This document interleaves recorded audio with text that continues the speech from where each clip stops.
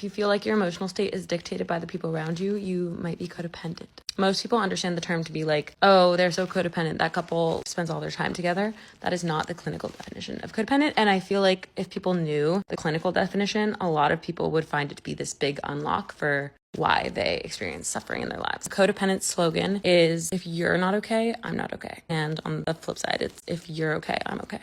So someone whose emotional state is tied to the person upon whom they are codependent. This was originally observed and then researched in the realm of addiction treatment facilities, because what clinicians found was that the family members of the person with addiction would not be able to speak to their own experience. They were always oriented around, my teeth are doing a crazy reflecting thing. They were always orienting their experience and their testimony of their life around the person with addiction. And so that was viewed as a codependent, or at the time they actually called it like co-alcoholic behavior, because they were always orienting around the identified patient, IP, as it's known in family systems therapy, or the person with addiction. The IP in family systems therapy is like the quote unquote problem child, the person in the family unit who kind of dictates the lives of others around them. And that's especially pronounced in families where there is someone who experiences addiction, but also that can be the case when like there is a family member who has trouble regulating their own emotions, or,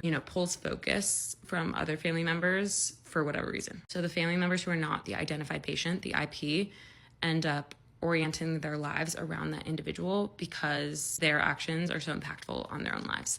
Like, they end up either enabling that behavior, or they start to derive significance and esteem from being the savior to that person. And so subconsciously, the way I've described it and heard it described is like the legs of a stool. So each member of the family is a leg of a stool, and the stool only is balanced and maintains its integrity because all of the legs are present. But if you remove a leg, like if one of the family members starts to say, you know what, I'm not going to enable this behavior, then the codependent dynamic falters. So in order to maintain homeostasis, all the family members have to continue to play the roles that they have always played. And that then translates into other relationships throughout your life, or it can. We talk all about this in our most recent episode of the podcast. It was such a fun conversation, and I feel like it will be really helpful to people who otherwise might dismiss the topic of codependency because they don't think it's relevant to them, because they don't rely heavily on their partner. But as I said, it's so ubiquitous. I feel like most people either are codependent or they experience the codependency of someone else.